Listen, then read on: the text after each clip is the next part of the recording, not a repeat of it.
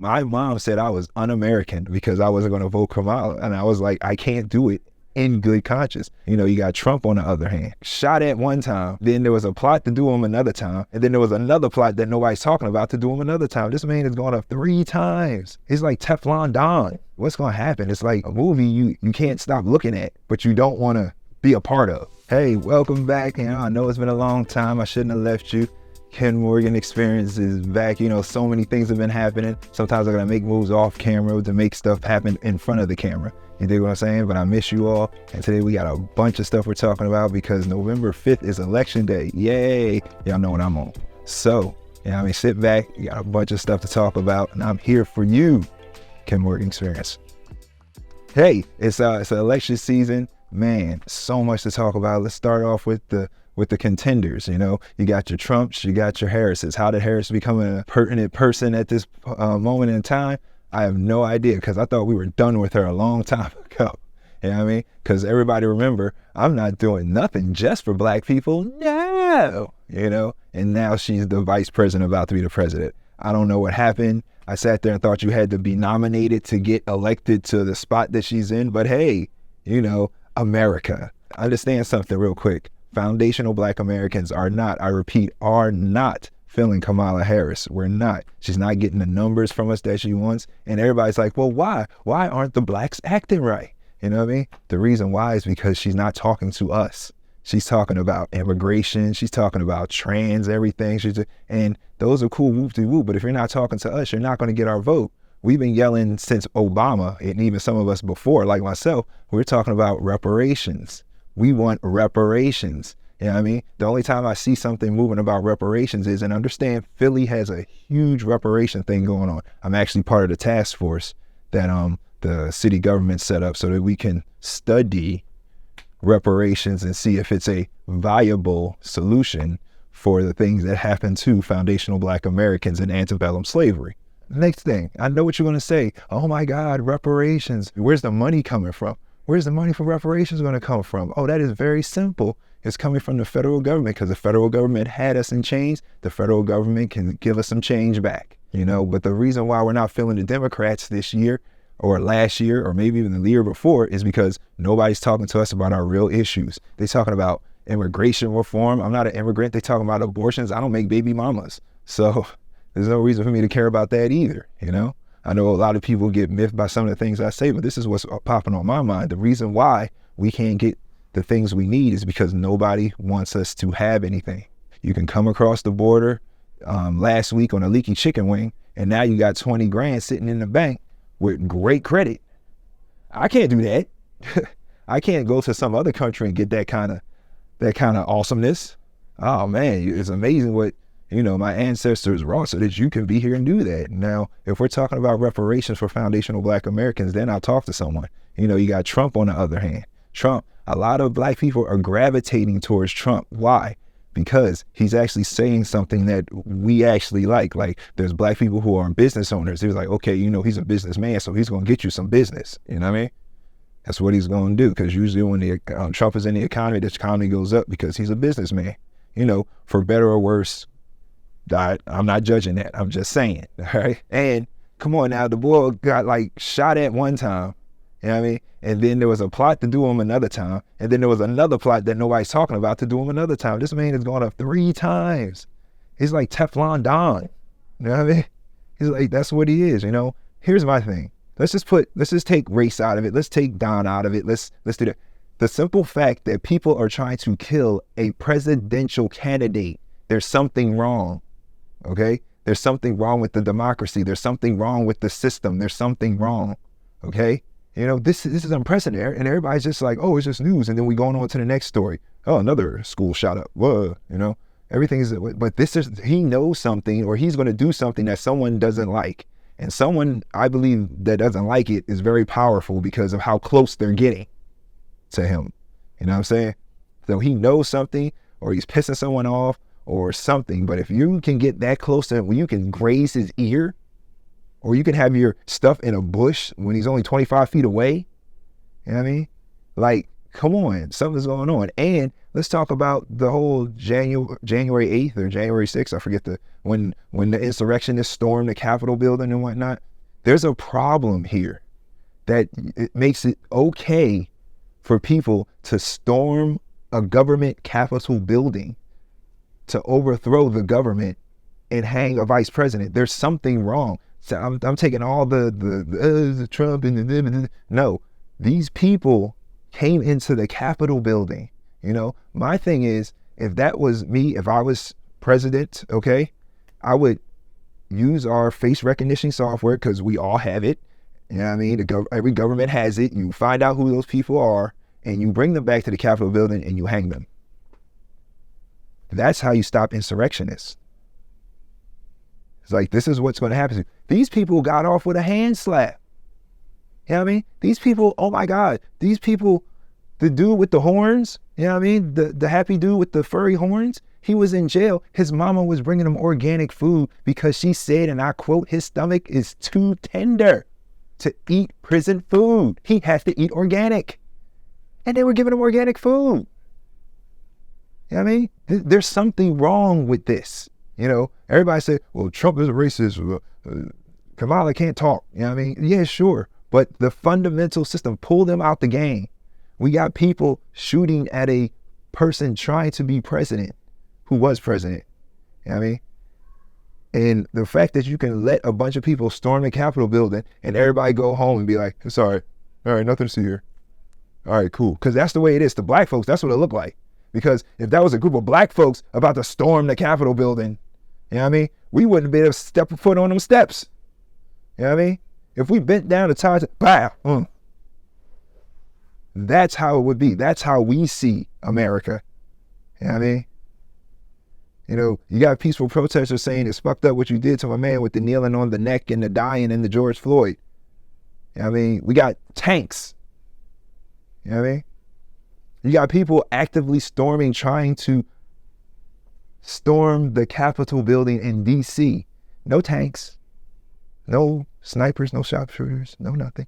And the people that defended it, that defended the people coming in to kill the members of Congress, those people that defended, the dude shot the chick, everybody mad at the dude, fired him.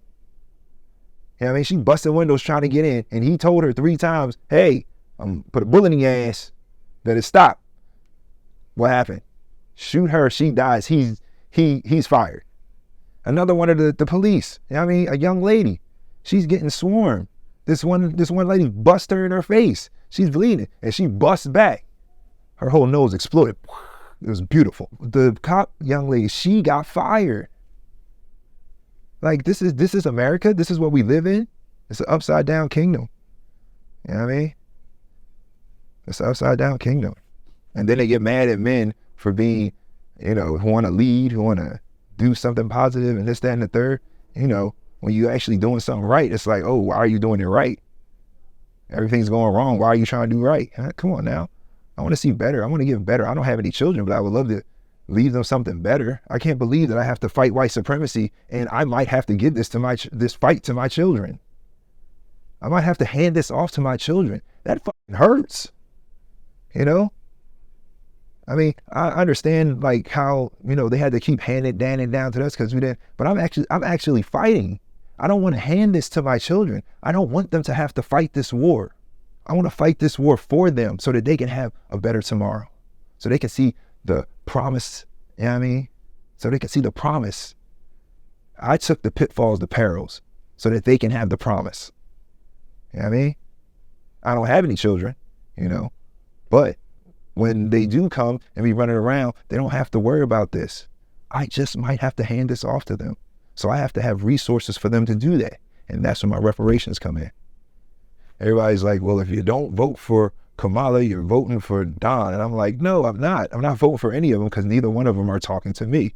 Sure, there's Jill Stein. She's in the race, you know, the Green Party chick, you know, And so then there's Cornel West, but none of them are talking reparations. They'll speak on it, but nobody's giving a concrete plan for foundational Black Americans. And that's the problem. They try to put Kamala Harris in our face and talk about she's sister girl. She's Black when she needs some votes, but then she's Indian when the other 364 days of the year, you know? Nah, I can't do it, you know? And funny thing, the other day, my mom said I was un-American. My mom said I was un-American because I wasn't going to vote Kamala. And I was like, I can't do it in good conscience. That doesn't mean I'm going to vote for Don. That just means I'm not voting for Kamala. You're not talking reparations. You're not talking about us, you know? Shoot, who's going to pay for these reparations? Oh, the same people that want to come across the shores and live the American dream, they can pay a tax. Reparations supposed to be cash reparations for us, you know? Everybody want to talk about some, oh, we'll give you school vouchers, you know? Oh, we'll give you some crypto, you know what I mean? It was like, crypto is nothing, you know what I mean? Crypto goes up and down like the seasons, you know? We want some concrete money, but it's going to cause inflation with the economy. You know, I always notice that it's only when foundational Black Americans are about to get something or should get something, everybody has a problem. Nobody had a problem with us, with the Ukrainians giving all this money to Ukraine. Nobody stops and says, hey, that's fucked up. I don't want my tax dollars to do that. Nobody sat there and was like, hey, all this money going to Afghans. Oh, Afghan. No, there was nobody that twisted your arm. Nobody sat there and said when the borders are being flooded, these cats are getting $20,000 on EBT cards coming across the border, just like that. Nobody has a problem with it. But as soon as foundational Black Americans are supposed to get something that we deserve and we are owed because of what our ancestors provided, you're welcome. You know what I mean? Because of what our ancestors provided, now it's like, oh, that's going to be divisive. You see a bunch of candidates. You saw Bernie Sanders. He was like, it would be divisive. And where would we get the money? Shaking the finger and doing that old man thing, you know? You're going to sit there with old ideas, you're going to go extinct like the dinosaurs. It is what it is, you know? Nobody's put forth anti-Black hate crime bill. We need a hate crime bill out here because we have seen other people get hate crime bills. Asians have gotten hate crime bills because of COVID. And a bunch of other people have gotten hate crime bills as soon as something happens to them. We've been happening to us for ever since we've been on this land or since this government has been in place, and we have never gotten an anti-hate crime bill, you know? That's not cool. You put that in place, then you're talking to me. You talk about cash reparations, you're talking to me. Well, how much money are you talking, Ken? I was like, hey, whatever 40 acres and a mule was back then, superimpose that today with current interest, that comes out to about, I don't know, 12 to 20 trillion, you know? That's about $450,000 to $500,000 per foundational Black American. It's very simple. It's very simple. Now, there's going to be some blowback to this. I get it, you know, but it's not really about that because I had this conversation with my partner almost every day. I've had conversations with other people. They're like, well, I wasn't this and I never had slaves and blah, blah, blah. You're not a slave, but you're like, okay, but my ancestors are owed a debt. And the reason why you came over here is because of the blood, sweat, and tears that my ancestors put in on this planet, on this land. I said planet, on this land. You know what I mean? So, yes, you have to pay. You know, it's just the way it is. You don't come into somebody's house, pull up a plate and say, all right, I'm eating, and don't put nothing else in. You know, you have to pay. It is what it is, you know? And there's no hate, no shade, no nothing on anybody else, nothing. You know, we love when people come here, make it pop, make everything, you know, get your stuff going and everything. But the people that have been here, and we see this, we see like, wow, these people are making moves, stuff that we couldn't do in the time that in the time that we had. They get it, boom, boom, boom, as soon as they get here. That's why I'm not voting for anybody. I'm chilling on the couch this year. You know, I'm gonna let it be known. I'm just chilling on the couch because if you're not talking to me about something, then you're not getting anything from me. You know, government people get into it to get something for their particular group. When we want something, you know, California had a huge reparation task force, huge reparation meeting. The law was there, everything was there, and then right at the last minute, the governor, Gavin Newsom, boom, nuked the whole thing. Can you tell me why? Because it would have benefited foundational Black Americans. Rule is you can't do that. You know, it's like the benign neglect policies that have been here since the beginning. You know what I mean? Listen to them, hear them, nod your head in front of them, but don't promise them nothing. Don't promise them a single thing. And addition to the cash payments for FBAs, the anti-Black hate crime bill, we also want to investigate the fact that foundational Black Americans shouldn't have to pay federal taxes for a time of 25 years. That's one generation. Every foundational Black American, as soon as they start producing an income, does not have to pay federal income taxes for 25 years. I mean, that is something that really needs to be worked into the conversation, into the lexicon, because I'm not for the lift off programs. Everybody's like, oh, if a boat, same thing, everybody comes up at the same time, but you fail to understand people are here and we're here. So a rising tide lifts all boats, but you're still here. Got a little extra money, but everybody else is still here. So we're not equalizing. That's not equity. You know what I mean? That is not equity. And for the United States to live out the true meaning of its creed, you got to get right with foundational Black Americans, because we are a huge voting bloc. And that's why we're being flooded with a lot of immigrants, because they want them to vote Democrat so they can push us out. You know what I mean? If you don't have to depend on this, then you don't have to promise us anything. And that's what's going on right now. You know what I mean? That's what's happening. Just a disclaimer, foundational Black Americans have no dog in the fight of what's going on over there in Palestine and Israel. We have no dog in that fight. We do not support any part, any side, anything at all. You know what I mean? That's them. That's 100,000. We're fighting white supremacy here. Our war is here. Okay? This is where our war is. We're not worried about what's going on over there. You know what I mean? We're not down for our tax money going on over there. We're not down for our tax money going to Ukraine, because that's billions of dollars that can be given us for our reparations. You know what I mean? To us. That's our money. You know what I mean?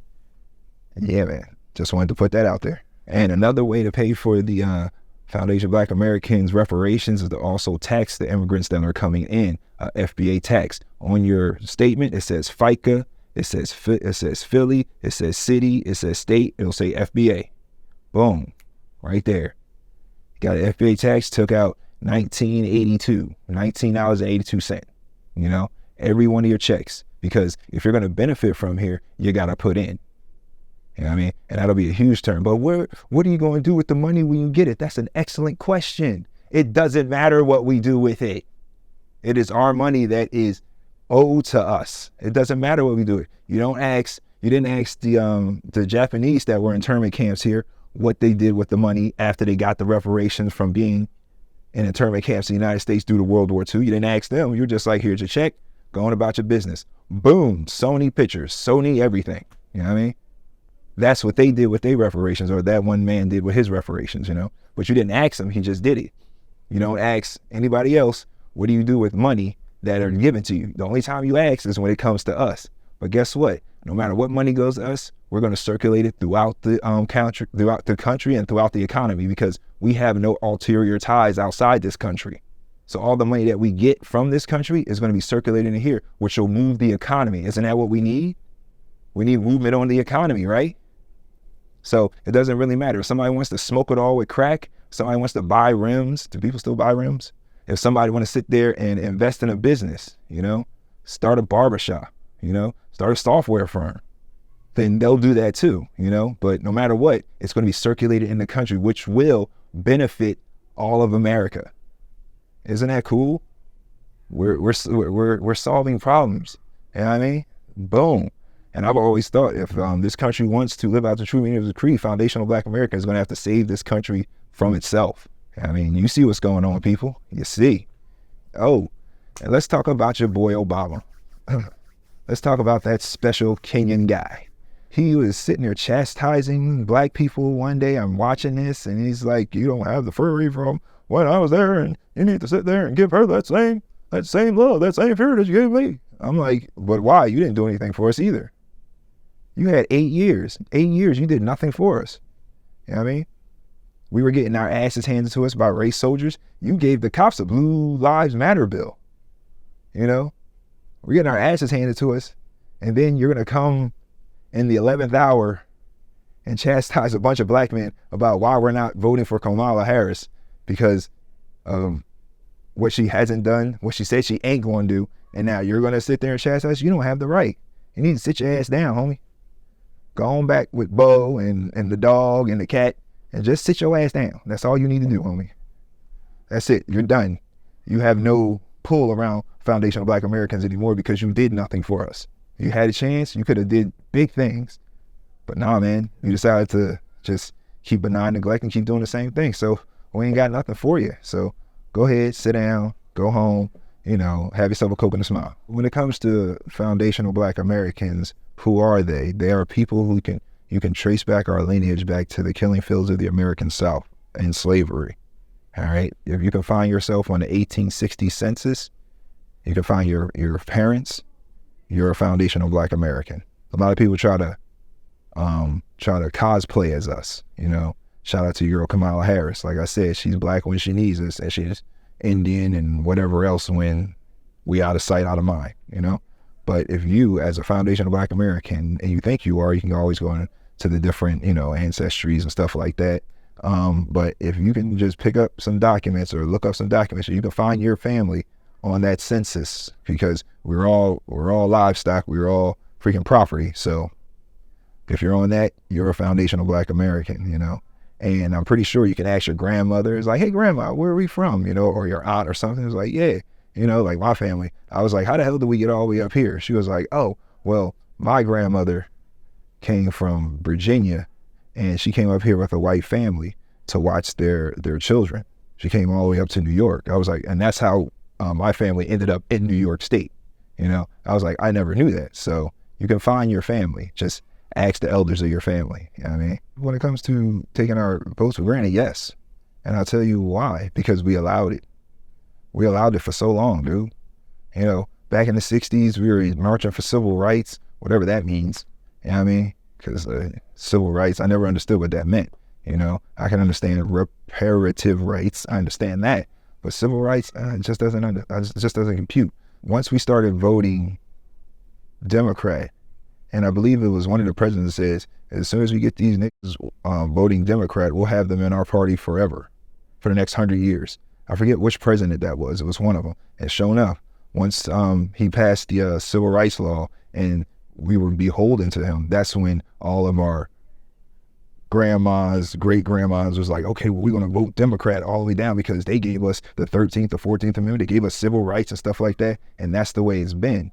That's why I said my mom called me un-American, because she votes Democrat all the way down at our own detriment, at our own detriment, because they have never reached out to us. They just assume we're there. And then, as you can see, when we start pushing back saying, no, we're not going to vote for you. We're not going to vote for you if you don't give us something tangible for our vote. Then we're sending out the Obamas, we're sending out the athletes, we're sending out everybody that doesn't matter to us to try to get us in line. You know what I mean? They sending out all these rappers, I'm like, what? I don't want to see Meg Thee Stallion twerking, Talk to me about policy, Yeah, they never have done to it. They never have reached out to us. It's about benign neglect. And the conservatives are not any different. They're just different sides of the same coin, white supremacist coin. You know what I mean? You want loud racism or you want soft racism? You want loud racism with the Republicans or you want soft racism with the Democrats? That's all it is. I like my racism loud. I like it in my face. You know what I mean? Show me where my enemies are. And that's all I gotta know. Just tell me what it is and I'll deal with it. I don't like undercover racism, I don't like you messing up my money because you don't want us to be economically empowered. I don't like none of that, yo. The thing is with Trump, a lot of black people, more black people are gravitating towards him because of the policies that he's putting forward. He's talking about closing up that border. A lot of black people are hearing that. They're like, cool, I don't want all these people in the country that are going to take jobs from us. You know what I mean? I don't want people in this country that's going to, take housing from us, And the way they're doing it, just flooding them into, because these democratic policies are flooding migrants into our neighborhoods. You know what I mean? They're putting them into our neighborhoods. They're not going into white neighborhoods. They're going into our neighborhoods, And for some reason, we can't get housing, but these people who came here on a leaky chicken wing yesterday can get housing, can get food stamps, can get loans and money and everything. That's our reparations. That's why nobody's feeling the Democrats, and that's why they're having a problem with black male and black female voters. That's the biggest problem. Like I said, Trump hasn't done anything to us. That's the thing. Everybody sits there, well, Trump did this. Trump never did anything to us. I know what Biden did to us, 3 strikes and you're out. I know what Clinton did to us. Super predators, black males are super predators, you know. I know what they did to us, but Trump never did anything to us. Yeah, he took out something in a newspaper a long time ago that said, lock up them niggas. Okay, all right. But he wasn't in the government then, and who cares? You know what I mean? He never made policies towards us that messed us up. To be honest with you, and I'm not, caping for Trump, there was more black ownership under Trump than there was under Obama. Black home ownership under Trump than it was under Obama. Just saying, and that's how we see it. What are you doing for us? If Trump, because we voting on policies now and they don't like that. We're not like the civil rights generation coming forward talking about we asked them because we fought and died and my people. Yeah, okay, that was then, this is now, it's 2024. What doesn't work, we have to get rid of. And just voting someone because they're blue, because they might have did something back then, that's not helping us today. So, and there's your answer when it comes to that. Anybody that comes with policy, we got you. We talk to us about what we need, like the 4 things I said: reparations, cash payments, anti-FBA hate crime bill, all that stuff, taxation, boom, all that stuff. You come to us with that, then we can move forward. We'll give you our vote if you talk to us. But if you're going to keep taking us for granted like the Democratic Party does, then we're going to watch it crash and burn. And we're cool with that. I think Trump is a card-carrying white supremacist, yes. I think he is. Saying that, so is Joe Biden. Joe Biden is a card-carrying white supremacist. His mentor was some ex-KKK Grand Wizard. He did his eulogy at his death, talking about, this is the greatest man I've ever met. I don't care about Trump being white supremacist, racist, and all that stuff. I don't care. What policies has he put forth that hurt me and my people, Because I was always told, they can hurt you because, they don't like you because you're black, but they can only hurt you because you're broke. I've always heard that, That's why I'm trying not to be broke, But he never did anything to us that makes me sit there like, I can point at this policy and say, this is hurting black Americans right here. Now, when it comes to Joe Biden, I can point out exactly policies that he's done to hurt us systematically. So, and when it comes to Kamala Harris, I don't think she likes black folks either. But, and will people accept whoever comes, Will people accept? What if Kamala gets elected? Will Trump's people accept it? What if Trump gets elected? Will Kamala people accept it? Will we have another January 8th or 6th, whatever it was, January? I'm getting 3 things at the supermarket and I'm done paid $50. What type of shit is this? I'm sitting there, all this crap going on, and I can't even get me eggs and bacon because shit is expensive. Bread and shit. Like, what's going to happen? It's like a movie you can't stop looking at, but you don't want to be a part of. It's like, wow, this is interesting. It's like when you're watching Deadpool and Wolverine. It's like, yo, this is interesting. Yo, this is banging. I don't want to be there though. I don't want to be there. Like this year, it's like, I don't want to be here. I would think in 2024, we would know something different. We would want to do something different. I should be able to see this man right here behind the camera and be like, yo, he just like me. He's sitting there, he working his ass off. He's doing his thing. And it's cool. But today we're still talking about war. We're still talking about bullshit. Is this all we're going to do? We had war all back the 90s, 2000s. We had war. Let's try something new. But there'll always be men who want more power. There'll always be men that want inequity. There'll always be inequity until the people who can stop it will stop it. So everybody fights it. Everybody got to fight it. Foundation of Black Americans cannot be the only ones fighting white supremacy. Everybody else seems to want to snuggle up with it, All skin folk ain't kin folk. Just because they as dark as me doesn't mean they're fighting white supremacy like me. A lot of people come over here to snuggle up under the first white thing they can find. It's like, oh my God, look, I got a white man, yay. But But are you fighting white supremacy when you come here? You know what I mean? Are you fighting white supremacy when you've been here? Or are you just placating to it? Are you just being passive to it? Are you just letting it go on, letting it fester, letting it bray, letting it grow?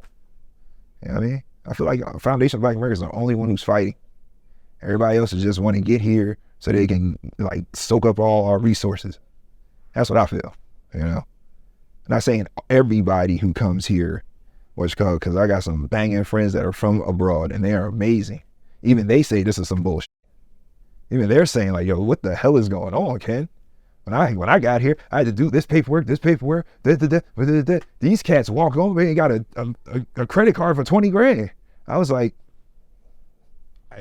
you know, can't believe I got to mention this. So P. Diddy, crap is happening to this man.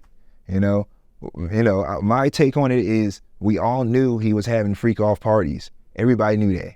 Anybody that listened to Bad Boy in the 90s, hey, know what P. Diddy was doing. There was always rumors. There was always, the only reason that is coming out now is because he pissed somebody off. That's all it is. He pissed somebody off. You can sit there and it's like, well, he bought up all the baby oil and I couldn't buy none. So should that man be in jail for that? No. Go to the next Walmart. You know what I mean? It's like, oh, well, you saw the video where he knocked Cassie in. Look, did she leave though? And I'm not sitting there saying, put your hands on, no. What I'm saying is, did she leave? No, she was there for another decade eating up that money. All right? You know, now, when it comes to the parties, you can't convince any man to do whatever he doesn't want to if he wants to do them. So I'm not going to be mad at Puffy, P. Diddy, for doing whatever he wanted to do at his parties at his house. You there, you knew what he was about. Everybody said what it was about. So there you go. Y'all grown ass people. Y'all do what y'all want to do. Y'all are grown. Y'all got up into that party. Hey, whatever comes out of it, comes out of it. You know, no pun intended. But that's on him. That's on them. It ain't got nothing to do with me. It's all a distraction. It's just all a distraction. You know what I mean? Don't be worried about them. Worry about yours. You know what I mean? Worry about what you're doing, because the reason why P. Diddy is getting his ass handed to him now is because he doesn't have any grassroots help anymore. You know, remember when Kyrie Irving, he was in trouble. Everybody was digging at his ass because he said very innocently on his Twitter X account, hey, you should read this book called Hebrews to Negroes, something. I don't know what it's called. This is some book. And all of a sudden they just started coming down on him. But the reason why they couldn't cancel him because Kyrie Irving, he was the man. He has grassroots people helping him. P. Diddy, he got so high, he forgot where he came from, and he just exercised himself from the grassroots. That's why he's falling now. That's why Bill Cosby fell. You know what I mean? Because remember, Bill Cosby, he was on that whole, if you're a black man, you need to, I'm sorry, that's not it. How do you do Bill Cosby? I would like to take my time while I'm, you know what I mean? Well, anyway, the pudding pops, you know what I mean? You should pull up you're telling black men to pull up their pants and, you know, be home with your wives and stuff like that, pointing the finger at us, not sitting there acknowledging the fact that everything is happening because of white supremacy. He knows it. He knows it. You can watch anything from Bill Cosby in the 70s and early 80s. He was yelling white supremacy, racism. He was teaching kids about what it is, how to fight it and all that. So to point your finger at us to be like, you lost your grassroots, that's why you fell. And that is the problem with our stars now. They always think that, oh, because I'm getting all this money, it can't be taken. It's gone. It's gone. It's a wrap. You know, I hope he doesn't get Epsteined. Hope that doesn't happen, you know. But hey, I don't put it past any of these people. That's why I'd rather have the grassroots. I'd rather have $100,000 and have my soul than $100 million and not. That's just me. Always remember that your past is your mentor, not your tormentor. Always remember that. You know, a lot of people get stuck in the past. Like, this happened in the past. This happened. Yes, a lot of things happened in the past. A lot of opportunities that you should have capitalized on didn't happen. But remember, don't beat yourself up with those. You know, sometimes I have a problem with that. This is why I have to remind myself, you know, my past, when I look at stuff like, oh, if I'd have, and then, oh man, if I'd have just, you know, but then you're going to be so concentrated on that you're not going to see the opportunity that's coming now. You know what I mean? So your past is your mentor, not your tormentor. Do not beat yourself up because the past has already happened. And this time and space, this is all you have. Tomorrow isn't here yet. Make the change that you want to be, homie. Make the change. Shoot, because as you can see, we might not be here forever. This world going, woo! Since y'all love it so much, I'll give y'all a little bit of dating nonsense, all right? Someone just gave me this list, I added some things to it, but I'm not going to tell you what. But hey, my man said, number one, when it comes to dating, remember, it's just your turn. It's just your turn. You know what I mean? It's like, oh yeah, I'm with, yeah, okay, but she was with somebody else before you, understand that. And she's going to be with somebody else after you. It's just your turn. Don't get broken up.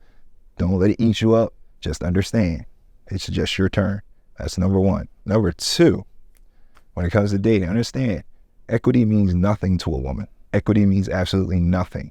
You can be with a woman for 2 years, and then once that 2 years is over, she don't even know you, and she's off to the next dude. And you're like, yo, we had went to Chuck E. Cheese that day, you know what I mean? You remember we were laughing and shit?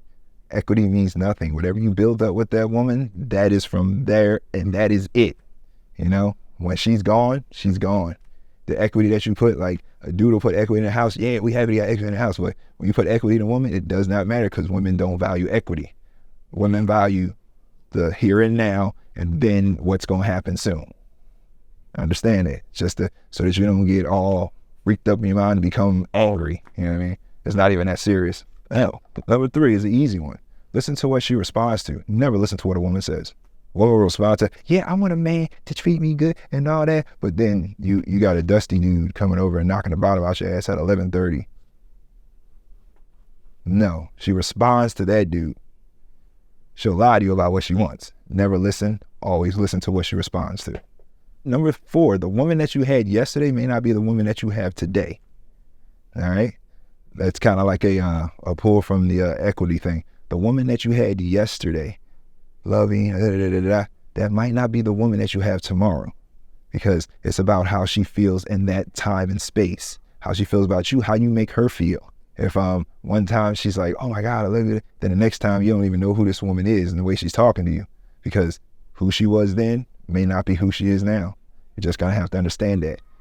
It'll stop you from going like, oh my God, what is up with these chicks? You know what I mean? It's not serious, it's just dating. Like I told you before, don't worry about it. Work on yourself. Work on yourself. Make sure you get your T's crossed and your lowercase i's dotted. You know what I mean? Make sure, you know what I mean? Make sure you got your physique right. Be going to the gym all the time. Stay on your physicals. You know what I mean? Boom, get your money right. Stack your bread. You know what I mean? Invest in stuff. Start businesses. You know what I mean? Do these things. You know what I mean? So that when a woman comes in, it's like, all right, cool. You know what I mean? What do you bring to my table? Because you see all of this thugnificence that I got. You know what I mean? What do you bring to my table? Can you make my journey better through you? A revival woman, easy. Women don't give a fuck about you. All right? They don't give a fuck about you, dude. You know what I mean? I know you want to say, but I want to look in her eyes and we are looking, stop. Our heartbeats and we're connected. We're so connected. I have so much in common. Like, I don't give a fuck about you, dude. Understand that. Always be on your mission. Always be on your grind. Do not let a woman kick you off of your pivot. You know what I mean? Because as soon as she knows that she can get you off your grind, get you off your pivot, then she's not going to want you anyway. That goes into what I just said. Number 5, women don't give a fuck about you. You know what I mean? If you ain't producing, you ain't moving. Keep producing, because when she's gone, all you're going to do is have you and the shit that you should have, could have, would have did if she wasn't in your life. Now you got to do it now. Always do it, even if she's in your life. You know what I mean? She's supposed to be a good helpmate. That's what a woman's supposed to be, a great helpmate. That's what a woman becomes, a great helpmate. That's what a good woman wants to be, a great helpmate. You know what I mean? We work synergistically. No power struggle. You know what I mean?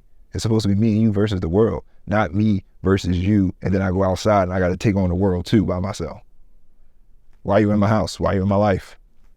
Nah, man. Nah.